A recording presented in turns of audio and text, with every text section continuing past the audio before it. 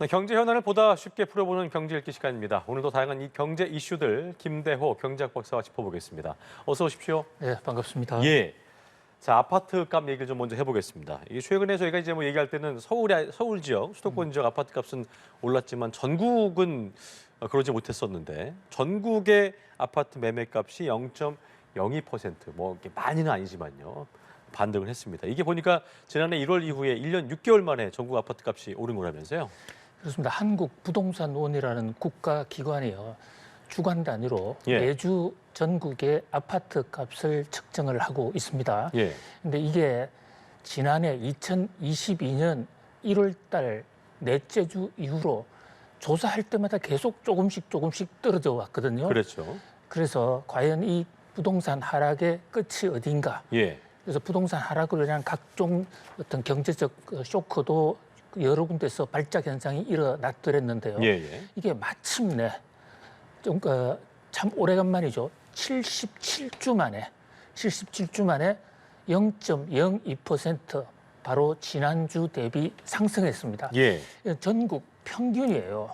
전국 평균이기 때문에 지역별로는 시차가 있는데요. 떨어진 것도 있겠고 올라간 것도 있겠습니다만. 예. 어쨌든 전국을 통틀어서 그러니까요. 평균해 볼 때 일단 하락세가 멎었다. 예. 그런 면에서 뭐 상당히 부동산 시세에 있어서의 어떤 턴어라운드 반등점이 될 수도 있지 않는가. 그래서 상당히 지금 주목을 끌고 있는 그런 상황입니다. 또 하나 눈여겨볼 게 뭐냐면 전국 아파트 실거래가 지수 이것도 역시 오르면서 집값이 정말 바닥 찍은 거 맞나? 그러니까 이제 항상 박사님께서 뭐 급격한 하락도 안 되고 급격한 상승도 안 되고 완만한 게 좋다 하셨는데 이제 드디어 턴어라운드를 하게 되는 건가라는 어떤 생각을 해볼 수 있을까요? 어떻게 좀 보셨어요?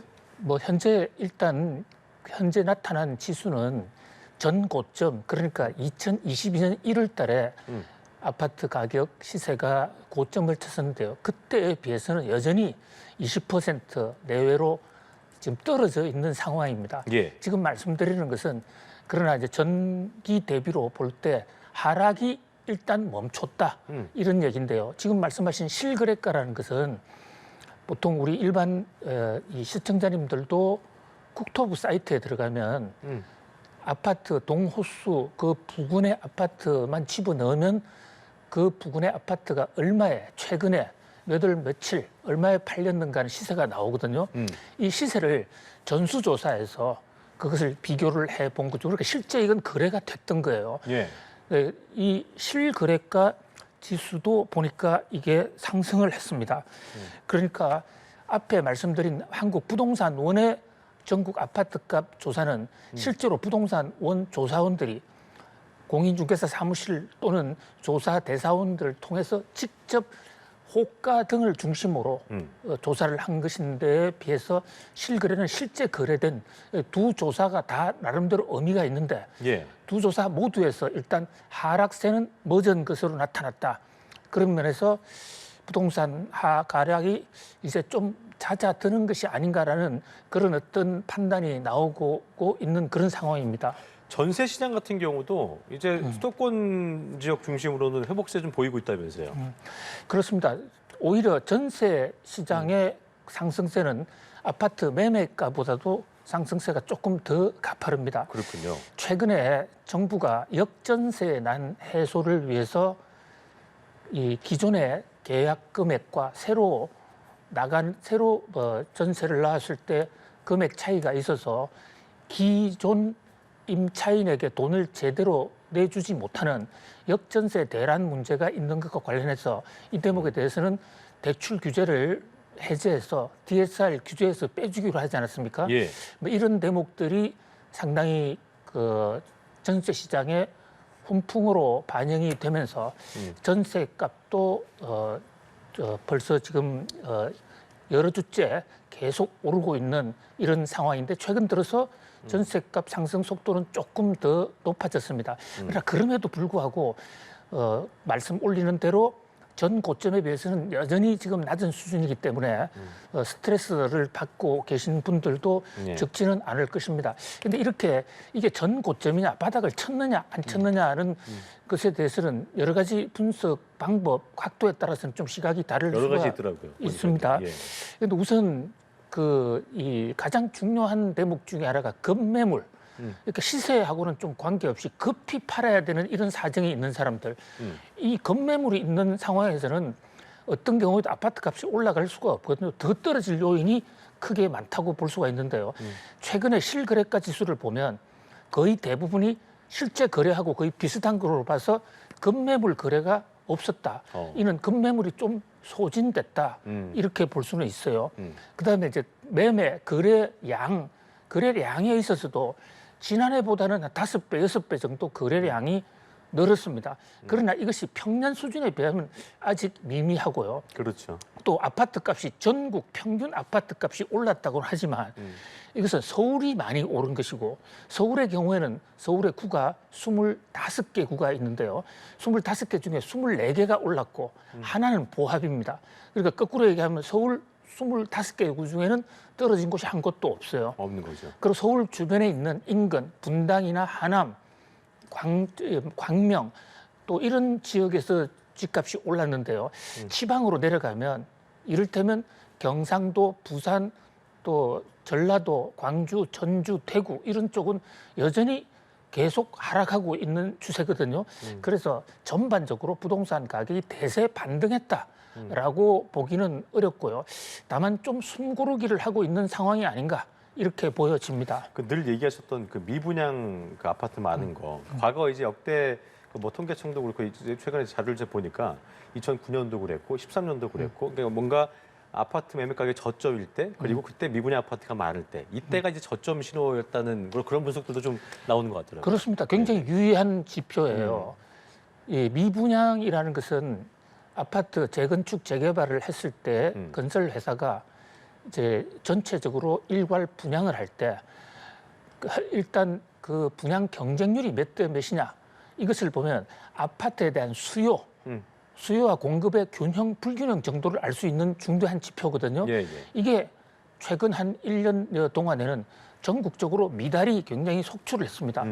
그런데 이게 수도권을 중심으로 이제 미분양 아파트가 조금씩 줄어들고 일부 지역에서는 이 분양을 하기면 경쟁률이 굉장히 뛰어오르는 그렇죠. 또 경우에 따라서는 30대 영끌족까지 다시 보이는 이런 현상입니다만 물론 주요 지역이긴 합니다. 예, 그러나 그렇죠. 이 또한 시차가 굉장히 컸어요. 시차, 지역차가 커서 어떤 지역은 여전히 지금 이 분양을 해도 파리를 날리는 경우가 많기 때문에 그렇죠. 지방도 그렇고요. 그렇습니다. 지방의 분양 아파트는 뭐 거의 경쟁률을 채우지 못하고 있는 그런 상황입니다. 알겠습니다. 어쨌든 이 지표가 저점이가 저희가 어딘지는 알 수 없습니다만 어떤 좋은 신호로 생각을 해보고 추이를 지켜보도록 하겠습니다.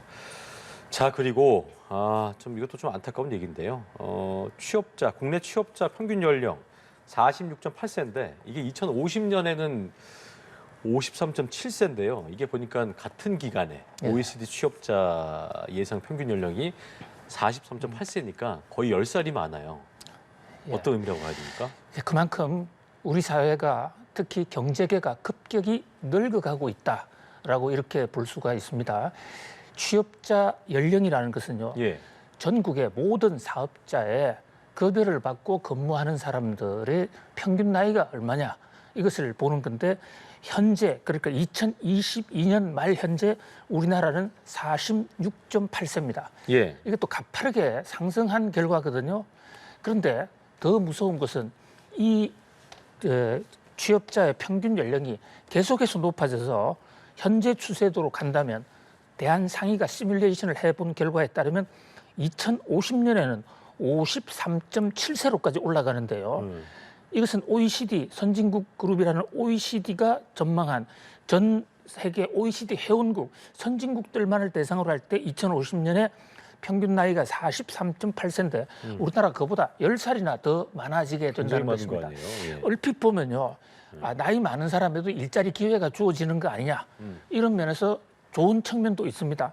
그러나 우리나라에 지금 이 취업자 평균 연령이 올라가는 것은 젊은이들이 취업 현장에서 없어지기 때문에 그러니까요. 그 평균 나이가 올라가는 거예요. 한창 일을 해야 될 나이 때 일을 못하게 되거나 안 하게 되거나. 그렇습니다. 그렇죠? 예. 그래서 인구 구성 중에서 어떤 이 종형이 있고 북형이 있고 이런데 가장 이상적인 것은 밑이 튼튼하고 위로 맞아요. 올라갈수록 조금씩 적어져야 그렇죠. 이게 미래가 있는 것이고 또 국민연금이나 사회복지체계도 안정적으로 굴러갈 수 있는데요.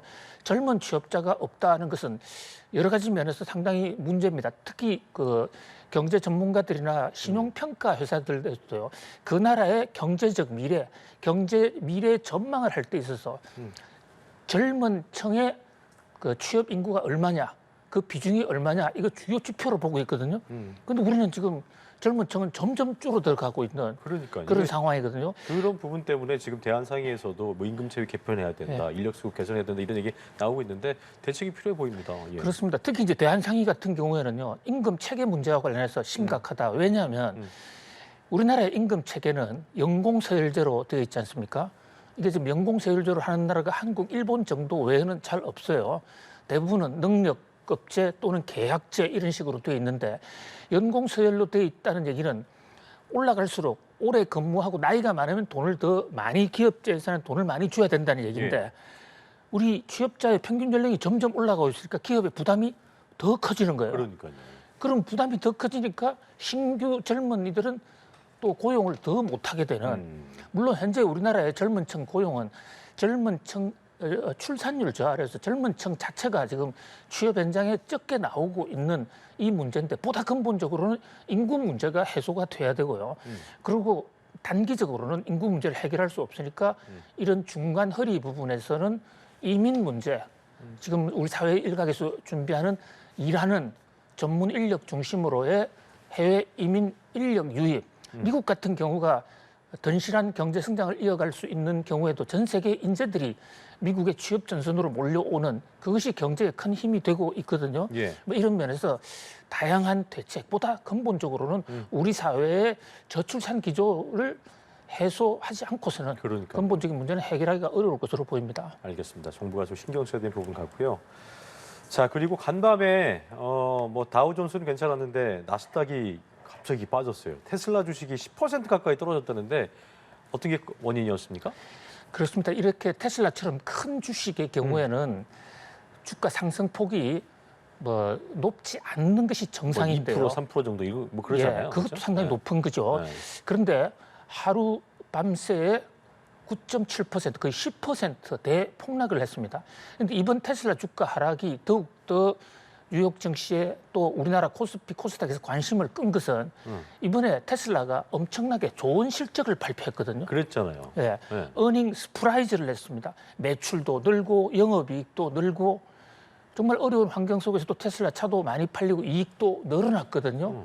지금 실적을 보시는 대로 저렇게 올라갔는데 어떻게 예, 저렇게 빠진? 올라갔는데 예. 떨어졌다. 이제 이 대목이 중요한 이 현재 경제 상황에 대한 하나의 중대한 경고를 주고 있다 이렇게 볼 수가 있는데요. 어떤 점입니까? 테슬라는 이렇게 실적을 올리기 위해서 가격을 낮췄습니다. 박리담했군요. 예, 그래서 가격을 좀 떨어뜨려서 시장 점유율을 높이는데 네. 그것도 경우에 따라서는 필요할 수가 있습니다. 그런데 가격을 낮춰서 더 많이 파는 전략은 오래 기간 유지되면 결국 회사가 어떤 내부적으로 곪을 수가 있거든요. 힘들어지는군요. 그래서 일정 기간 싸게 팔아서 점유율을 높이고 정상으로 돌아와야 되는데 이번에 이제 테슬라의 경우에는 싸게 팔았지만은 그 점유율이 뭐 크게 늘지는 않고 오히려 다음 분기, 다다음 분기에도 계속 가격을 싸게 팔지 않으면 팔리기가 어려운 그런 현상이다라는 이런 분석이 나왔고 그렇군요. 실제로 일론 머스크라는 테슬라 창업자 겸 이 CEO도 다음 기회도 계속 싸게 팔겠다 이렇게 얘기를 하니까 아 이제 테슬라 신화 정말 한때 정말 뜨거웠습니다. 그런 어떤 테슬라 주가가 꺾이는 하루 아침에 9.7% 떨어지는 대란이 일어났고요. 이제 그러다 보니까 관련 다른 주가들도 기술주가 다 같이 영향을 이렇게. 받았습니다. 알겠습니다. 또 테슬라의 일론 머스크 머릿속엔 또 어떤 생각이 있을지 저희가 추이를 좀 지켜보도록 하겠습니다. 경제읽기 김대호 박사와 함께했습니다. 오늘 말씀 고맙습니다. 고맙습니다.